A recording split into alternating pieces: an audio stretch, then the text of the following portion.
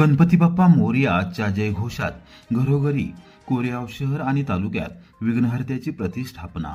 दरवर्षीप्रमाणे संपूर्ण वर्षातील सर्वात मंगलमय आणि उत्साहवर्धक अशा गणेशोत्सवाला बुधवारी घरोघरी गणेश मूर्तीची प्रतिष्ठापना करून तर सार्वजनिक मंडळाच्या कार्यकर्त्यांकडून शहरातील प्रमुख चौकात मंडपामध्ये भव्य गणेश मूर्ती स्थापना करून सुरुवात झाली.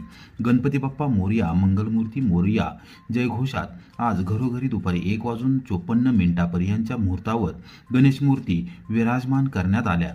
राष्ट्रवादी काँग्रेस शरदचंद्र पवार पक्षाचे प्रदेशाध्यक्ष आमदार शशिकांत शिंदे यांनी नवी मुंबई येथील निवासस्थानी, आमदार महेश शिंदे यांनी खटाव येथील निवासस्थानी गणरायाची विधिवत प्रतिष्ठापना केली.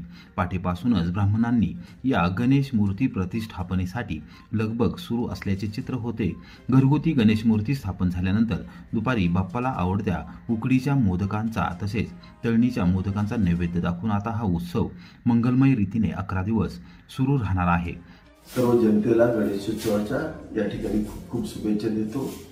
आज खूप मंगलमय आणि आनंदी वातावरणामध्ये श्री गणेशाचं आगमन संपूर्ण देशभरात नव्हे तर संपूर्ण जगभरात होत आहे. ज्या ज्या ठिकाणी आपली संस्कृती पसरलेली आहे त्या ठिकाणी सर्वजण आज गणरायाचं आगमन करतायत. गणराय आपल्या सर्वांच्या जीवनामध्ये सुख, शांती आणि समृद्धी आणू दे अशी गणरायाच्या चरणी प्रार्थना करतो.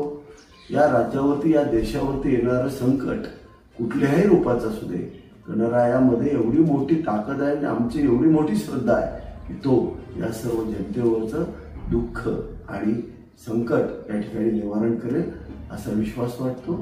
आणि पुनश्च एकदा माझ्या संपूर्ण जनतेला या ठिकाणी गणेशोत्सवाच्या खूप खूप शुभेच्छा. रामकृष्ण हरी. एकसळ नाहेवाडीतील न्यू इंग्लिश स्कूलने संस्कारक्षम पिढी घडवण्याचे काम केले. प्रशांत उर्फ राजाभाऊ बर्गे गणरायाची विधिवत प्रतिष्ठापना. कोरेगाव तालुक्याचे शिक्षण क्षेत्रामध्ये स्वातंत्र्य सैनिक दादासाहेब साकुळकर शिक्षण संस्थेने अत्यंत उत्कृष्ट काम केले आहे. एकसळ नाहेवाडी येथील न्यू इंग्लिश स्कूलने चांगले विद्यार्थी घडवले असून संस्कारक्षम पिढी घडवण्याचे श्रेय या संस्थेला जाते, असे गौरवोद्गार कोरेगाव विकास आघाडीचे अध्यक्ष तथा प्रथम नगराध्यक्ष प्रशांत उर्फ राजाभाऊ बर्गे यांनी काढले. एकसळ नाहेवाडी येथे न्यू इंग्लिश स्कूलमध्ये बुधवारी सकाळी शुभमुहूर्तावर श्री गणरायाचे आगमन झाले. प्रशांत उर्फ राजाभाऊ बर्गे यांच्या हस्ते विधिवत गणरायाची प्रतिष्ठापना करण्यात आली. त्या प्रसंगी संस्थेचे पदाधिकारी, पालक, शिक्षक आणि विद्यार्थ्यांशी संवाद साधताना बर्गे बोलत होते. संस्थेचे अध्यक्ष विठ्ठल सीताराम भोसले, सचिव लवराज रामचंद्र भोसले, संचालक सुरेश लक्ष्मण शेलार, मुख्याध्यापक शिवाजी यादव, शिक्षक प्रकाश जाधव, अमोल लोखंडे, चंद्रकांत भोसले व तडवी यावेळी उपस्थित होते. एकसळ नाहेवाडी परिसरात शिक्षण संस्थेने अत्यंत उत्कृष्ट काम सुरू ठेवले आहे. ज्या मातीत आपण घडलो त्या मातीतून चांगले संस्कारक्षम विद्यार्थी तयार व्हावेत. केवळ चांगले विद्यार्थी या संस्थेने घडवले नाहीत तर चांगली समाजव्यवस्था निर्माण केली आहे. या शिक्षण संस्थेतून शिक्षण घेतलेल्या विद्यार्थ्यांनी विविध क्षेत्रात यश मिळवले आहे. भविष्यकाळात या शिक्षण संस्थेला नवनवीन शैक्षणिक उपक्रम राबवण्यासाठी सर्वतोपरी सहकार्य केले जाईल अशी ग्वाही राजाभाऊ बर्गे यांनी दिली. यावेळी विठ्ठल भोसले व लवराज भोसले यांनी मनोगत व्यक्त केले. मुख्याध्यापक प्रकाश जाधव यांनी स्वागत व प्रास्ताविक केले. गणरायाची विधिवत प्रतिष्ठापना झाल्यानंतर आरती करण्यात आली. त्यानंतर कोरेगाव येथील सप्ततारा न्यूज नेटवर्कने प्रसिद्ध केलेल्या आरती संग्रहाचे विद्यार्थी आणि पालकांना मान्यवरांच्या हस्ते वितरण करण्यात आले.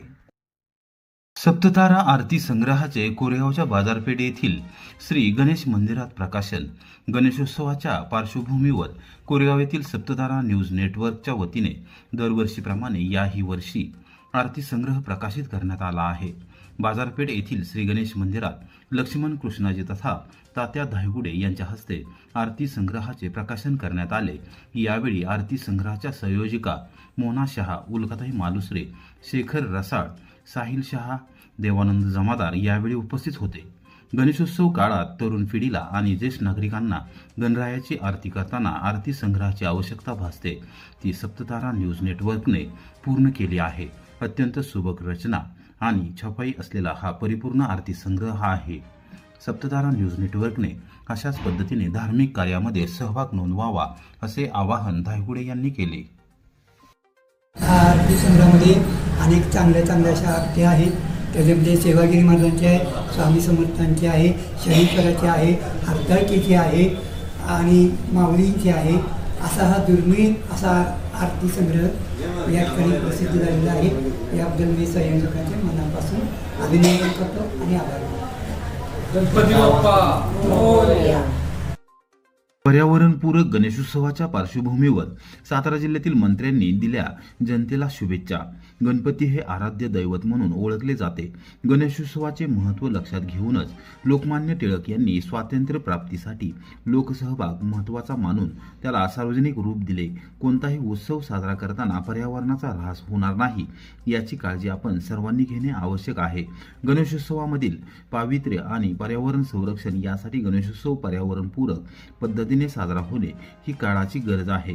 यासाठी आपण सर्वांनी आग्रही राहिले पाहिजे अशी अपेक्षा राज्य सरकारमधील पर्यटन मंत्री तथा सातारा जिल्ह्याचे पालकमंत्री शंभूराज देसाई, ग्रामविकास मंत्री जयकुमार गोरे आणि मदत व पुनर्वसन मंत्री मकरंद आबा पाटील यांनी केले आहे. सातारा जिल्हा माहिती कार्यालयाच्या वतीने बुधवारी सकाळी 8:45 वाजण्याच्या सुमारास मंत्री महोदयांचे शुभ संदेश देणारे व्हिडिओ सोशल मीडियावर प्रसारित करण्यात आले आहेत. या व्हिडिओच्या माध्यमातून मंत्री महोदयांनी जनतेला संदेश दिले आहेत. प्रत्येकाने आपला दृष्टिकोन पर्यावरण स्नेही ठेवला तरच उत्सव साजरे करण्याबाबत सामाजिक परिवर्तन होऊ शकेल. गणेश मूर्ती पर्यावरणपूरक असावी. सार्वजनिक गणेश उत्सवात पर्यावरण जागृती करून आपले सण व संस्कृती जपावी असे आवाहन करण्यात आले आहे. या वर्षीचा गणेशोत्सव मोठ्या धूमधडाक्यामध्ये आनंदाच्या वातावरणात आणि पहिल्यांदाच राज्यामध्ये राज्य महोत्सवाचा राज्य उत्सवाचा दर्जा गणेशोत्सवाला राज्य सरकारने दिल्यामुळं सर्वसामान्य गणेश भक्तांमध्ये एक अत्यंत आनंदाचं वातावरण निर्माण झालेलं आहे. हा गणेशोत्सव पर्यावरणपूरक गणेशोत्सव आपण साजरा सगळ्यांनी केला पाहिजे. त्याचबरोबर मातीच्या मूर्ती, श्री गणेशाच्या मूर्ती ह्या मातीच्या बसवण्यावरती आपण सगळ्यांनी भर दिला पाहिजे.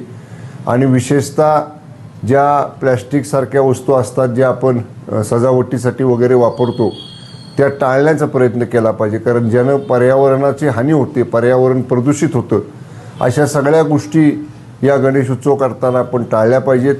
लोकमान्य टिळकांनी राष्ट्रीय एकात्मतेसाठी पुण्यामध्ये गणेशोत्सव साजरा करण्याचा निर्णय घेतला आणि सर्व सार्वजनिक गणेशोत्सव मंडळ एकत्र येऊन जनजागृतीच्या दृष्टिकोनातून हा उत्सव साजरा करण्याचा निर्णय घेतला आणि त्यातून राष्ट्रीय एकात्मता वाढीला लागली. पण हे गणेशोत्सव जेव्हा साजरा होत असताना अलीकडच्या कालखंडामध्ये आपण सगळे पाहतोय की या गणेशोत्सवाच्या माध्यमातून पर्यावरणाला अनेकदा हानी पोचण्याचा धोका निर्माण होतो आणि त्या दृष्टिकोनातून पर्यावरणपूरक गणेशोत्सव साजरा व्हावा अशा पद्धतीची संकल्पना अलीकडच्या कालखंडामध्ये पुढे आलेली आपण बघताय. आणि त्यासाठी सगळ्याच सार्वजनिक गणेशोत्सव मंडळांनी, सगळ्या सामाजिक संस्थांनी आणि जनतेने पुढाकार घेण्याची आवश्यकता आहे. त्या दृष्टिकोनातून एक गाव एक गणपती ही संकल्पना पुढे आलेली आहे. खरं तर सार्वजनिक गणेशोत्सव लोकमान्य टिळक यांनी या सार्वजनिक गणेशोत्सव मागची संकल्पना मांडली. त्यामागे राष्ट्रीय एकात्मता असेल, सामाजिक सलोखा असेल, हा त्या सार्वजनिक उपक्रमांच्या माध्यमातून राबवला जावा ही त्यामागची त्यांची संकल्पना होती. परंतु अलीकडे दुर्दैवानं हा जो सार्वजनिक गणेशोत्सव जो आपण साजरा करतो यामध्ये प्रदूषणाच्या बाबतीमध्ये आपण मंडळी लक्ष देत नाही. त्यामुळं या उत्सव साजरा करत असताना मग प्लास्टिकचा वापर असेल, काही पर्यावरणाचा ऱ्हास करण्याच्या संदर्भामध्ये काही गोष्टी आपण त्या निमित्तानं राबवत असतो. खरं तर पर्यावरण, जागतिक पर्यावरण राखणं हे तुमचं माझं सगळ्यांचं कर्तव्य आहे. कारण पर्यावरणाच्या हानीमुळं आज आपण बघतोय की अचानक कुठं अतिवृष्टी होते, कुठं ढगफुटी होते, काही ठिकाणी दुष्काळ पडतो आणि मग अशा पद्धतीनं निसर्गाची अवकृपा ही आपल्यावर होत असते. त्यामुळं हा सार्वजनिक गणेशोत्सव साजरा मंडळ म्हणजे हा उत्सव साजरा करत असताना आपण काही गोष्टींचं भान राखणं हे खूप जरुरी आहे. त्या दृष्टीनं आता महाराष्ट्र राज्य सरकारनं पर्यावरण पूरक गणेशोत्सव साजरा करण्याची संकल्पना या निमित्तानं आपल्या राज्यासमोर ठेवलेली आहे आणि या संकल्पनेला आपण सगळ्यांनी पाठबळ द्यावं धोम धरणाच्या डाव्या आणि उजव्या कालव्याची एकाच वेळी 13 ठिकाणी स्वच्छता मोहीम. पाणी बचाव संघर्ष समितीच्या लढ्याला यश. धोम धरण पाणी बचाव संघर्ष समितीच्या सततच्या पाठपुराव्यामुळे सातारा सिंचन विभागाकडून धोम डावा आणि उजवा दोन्ही कालव्यांचे हेड टू टेल या दरम्यान 13 ठिकाणी स्वच्छतेचे काम हाती घेण्यात आले आहे. कालवे निर्मितीपासून पहिल्यांदाच एकाच वेळी दोन्ही कालव्यांच्या स्वच्छतेचे काम हाती घेण्याची पहिलीच वेळ आहे. कालवे स्वच्छतेमुळे आवर्तन सुरू असताना कोठेही कालवा फुटीची अथवा गळतीची घटना घडणार नाही हे मात्र निश्चित. संघर्ष समितीचे अध्यक्ष CR बर्गे तथा चंद्रकांत रावसाहेब बर्गे व कार्याध्यक्ष रणजित फाळके यांनी याबाबतची माहिती बुधवारी सायंकाळी 5 वाजता दिली. धोम धरणाचे आवर्तन सुरू झाल्यानंतर सातत्याने कालवा फुटीच्या अथवा गळती लागण्याच्या घटना विविध ठिकाणी घडत होत्या. त्यामुळे लाखो लिटर पाणी वाया जात होते. कालव्यालगतच्या आणि लाभ क्षेत्रातील शेतकऱ्यांच्या शेतीचे मोठे नुकसान होत होते. याबाबतीत समितीने सातत्याने जलसंपदा विभागाशी समन्वय साधून कालवा स्वच्छता मोहीम हाती घेण्याची विनंती अनेकदा केली होती. त्यासाठी निवेदन सादर करून वरिष्ठ पातळीवर पाठपुरावा देखील सुरू ठेवला होता. यावर्षी सातारा सिंचन विभाग आणि यांत्रिकी विभाग यांनी एकत्रित येऊन तातडीने एकाच वेळी त्या ठिकाणी स्वच्छता मोहीम हाती घेतली आहे. हे समितीच्या संघर्षाच्या यशाचे द्योतक आहे. त्यासाठी यांत्रिकी विभागाकडून इंधनासह यंत्रसामुग्री उपलब्ध करून देण्यात आले आहे. संपूर्ण कालव्यातून गाळ व अडथळे काढून सप्टेंबर महिन्याअखेरपर्यंत पहिल्यांदा आवर्तनासाठी कालवे तयार केले जात आहेत. धोम धरण संघर्ष समिती आणि कार्यकारी समिती या कामाच्या ठिकाणी देखरेख करत आहे. समितीच्या वाई, जावली, सातारा आणि कोरेगाव तालुक्यात कार्यरत असलेल्या सदस्यांनी आपापल्या परिसरातील कालव्याची सफाई व्यवस्थित होईल याची विशेष दक्षता घेतली आहे. कालव्याचा भराव किंवा दारे कमकुवत असल्यास त्याची सूचना कार्यकारी समितीस व स्थानिक सिंचन विभागातील कर्मचाऱ्यांच्या निदर्शनास आणून द्यावी असे आवाहन करण्यात आले आहे. संपूर्ण कालव्याची पाहणी करून आवश्यक तेथे गरजेनुसार मजबूतीकरण करण्यात येणार असून पुढील संपूर्ण हंगामात सर्व आवर्तने विनाखंड मिळतील. हेड टू टेल या दरम्यान एकाही शेतकऱ्याला पाण्यापासून वंचित राहावे लागणार नाही यासाठी संघर्ष समिती प्रयत्नशील आहे. चौकट शनिवारी समितीचा व्यापक पाहणी दौरा. धोम धरण पाणी बचाव संघर्ष समितीच्या लढ्याला यश आले असून दोन्ही कालव्यांच्या स्वच्छतेचे काम सुरू आहे. शेतकरी हितासाठी हा उपक्रम राबवला जात असून समिती आता शनिवारी सकाळी 9 वाजल्यापासून कोरेगाव तालुक्यातील भोसेफाटा येथील कालव्यापासून ते धोम धरणाच्या भिंतीपर्यंत दोन्ही कालव्याच्या उगमस्थानापर्यंत पाहणी दौरा करणार आहे.